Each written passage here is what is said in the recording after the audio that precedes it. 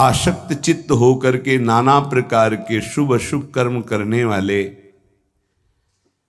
जब भगवत कृपा से पुनः सत्संग प्राप्त करते हैं और साधन मार्ग में लगते हैं तो माया अपना प्रबल रूप धारण करती है। या तो ऐसी अनुकूलता प्रदान करती है कि वो भूल जाए,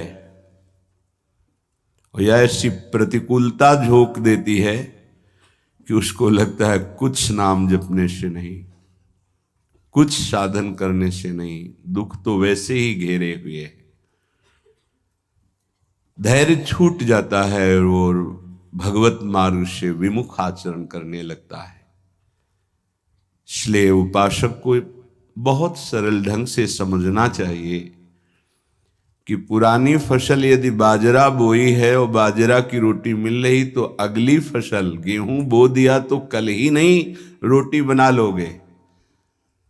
5-6 महीने लगेंगे किसान मेहनत करके, खेती तैयार करके, दाना बो करके, सींच करके, संभाल करके, फिर भी वो अतिवृष्टि, अनावृष्टि, ओले वृष्टि आदि से बच जाए, सुरक्षित हो जाए, तो सुरक्षित अनाज घर आ जाए, फिर वो पीस कर रोटी बना सकता है।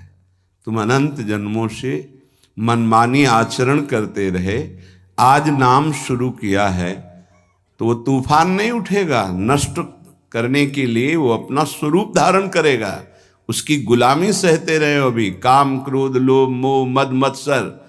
अब तुमको धैर्य पूर्वक नाम को पकड़े रहना। जैसे आंधी चले तो हम पहाड़ का आश्रय ले लें, हटे ना इधर उधर, तो आंधी तूफान पहाड़ को नहीं उड़ा सकती।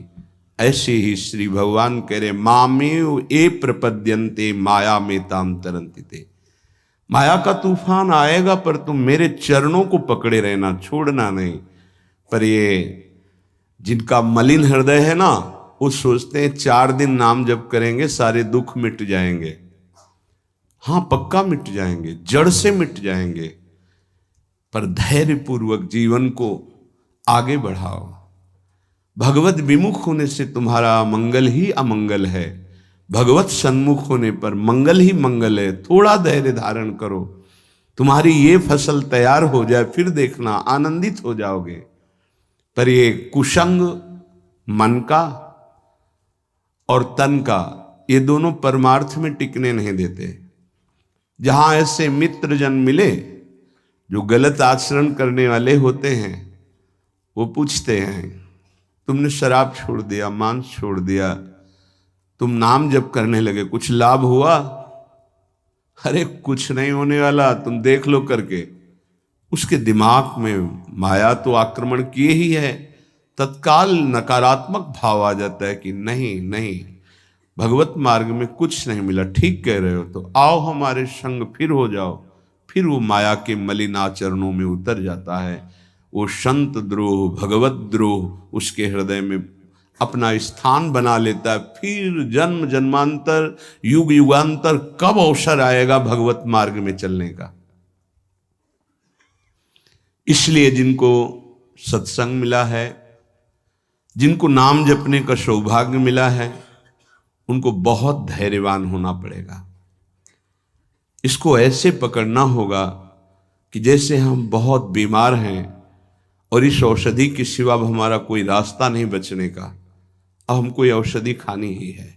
जा सुनाम भव भेषज हरनि घोर त्रयशूल, तीनों तापों का नाश करने की सामर्थ्य और संसार समुद्र से पार करने की सुदृढ़ नौका, भवरोग की अचूक औषधि नाम है।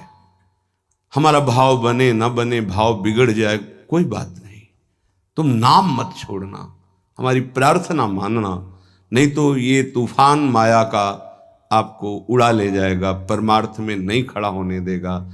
बहुत धैर्यपूर्वक दीर्घ काल तक चला जाता है। धैर्य कहते हैं लाभ मिले ना मिले, हानि मिले, अपमान मिले, सम्मान मिले, हम किसी भी स्थिति में अब नाम नहीं छोड़ सकते। वो जीत जाएगा माया से। विपक्ष बहुत जोरदार है, आप क्या समझते हो? आप भगवान के अंश हो, ये भूल चुके हो, लेकिन वो नहीं भूली, वो भगवान की शक्ति है।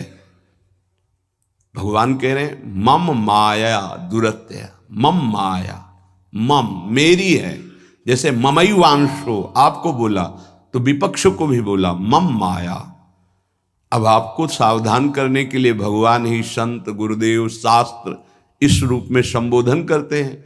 तो अगर आप इनकी बात मान जाओगे तो माया भगवती कृपा करेंगी और अपना प्रभाव समेट लेंगी, और यदि आप इनकी अवहेलना उल्लंघन करोगे तो फिर उनके प्रभाव से बड़े बड़े ज्ञानी परास्त हो गए हैं। जो माया बहुबार नचावा, जास चरित को लख नहीं पावा, ऐसी विचित्र है, बहुत बहुत विचित्र। जो ज्ञानिन कर चिता परई, बरियाई विमोह बस करई, ऐसी प्रचंड माया है। इसलिए जिनके कानों में आवाज पहुंच रही हो, हमारी प्रार्थना है, बहुत जन्मों से भटक रहे हैं, ये दुख सुख के प्रलोभन और भय में आकर के नाम न छोड़ दीजिए। ऐसा भी हो सकता है कि नाम जपना शुरू करें, आपकी नौकरी लग जाए, आपका काम बन जाए, आपकी अनुकूलता बढ़ जाए। ये नाम का फल नहीं है, ध्यान रखना, ये नाम का फल नहीं है। हम स्पष्ट आपको कह रहे हैं कि जब से आपने नाम जपना शुरू किया आपका सब मंगल होने लगा, ये नहीं है। ये आपके पुण्यों का है, पूर्व पुण्यों का है। ये नाम आपको सामर्थ्य देखा, दुख और सुख दोनों सहकर परमानंद की प्राप्ति। ये विषयानंद नाम के फल से नहीं। आप नाम जपना शुरू किए, सब कुछ बिगड़ना शुरू हो गया, ये नाम का फल नहीं है। ये आपके पाप नष्ट हो रहे हैं। विवेक पूर्वक चलिए। अगर विवेक नहीं धारण करेंगे तो फिर सब मार्ग छूट जाएगा। विवेक इसी से उत्पन्न होता है, सत्संग से। जहां विवेक जागृत हुआ वो आपको टिका देगा परमार्थ में, नहीं तो बहुत बलवती भगवान की माया है। जब लोगों के विचार सुने तो लगता है कैसे निकल पाएंगे इस माया से। आप निकलना ना चाहे तो किसी की सामर्थ्य नहीं कि आपको निकाल सके। स्वयं श्री भगवान आपके हृदय में बैठे हैं। क्या हो रहा है? दुर्गति हो रही। क्यों? क्योंकि आप नहीं निकलना चाहते, इसलिए। भगवान हृदय में बैठे हैं, नहीं निकल पा रहे हो, बात मान लो। आप निकलना चाहो तो निकल सकते हो, आप न निकलना चाहो तो किसी की ताकत नहीं कि आपको इस माया प्रपंच से निकाल सके। इसलिए आपसे प्रार्थना है कि आप निकलने की कोशिश कीजिए। इसका बड़ा ही प्रलोभन और भुलावा प्रभाव है। प्रलोभन और भुलावा एक क्षण में भुला दे सारे ज्ञान विज्ञान को और अपने में आकर्षित कर दे, उसका नाम माया। ऐसे प्रलोभन फेंक दे कि जानबूझकर तुम भगवान को भूल जाओ और उन प्रलोभनों में लग जाओ, उसका नाम माया। सावधान हो जाइए। इसके प्रलोभनों में, इसके भोगों में आज तक कभी कोई सुखी और तृप्त नहीं हुआ। तुम्हें अब जो मार्ग मिला है ये तृप्ति का मार्ग है। तृप्त हो जाओगे, हाथ उठा के कहोगे अब कछु नाथ न चाहिए मोरे। देख लेना, चलो तो आगे।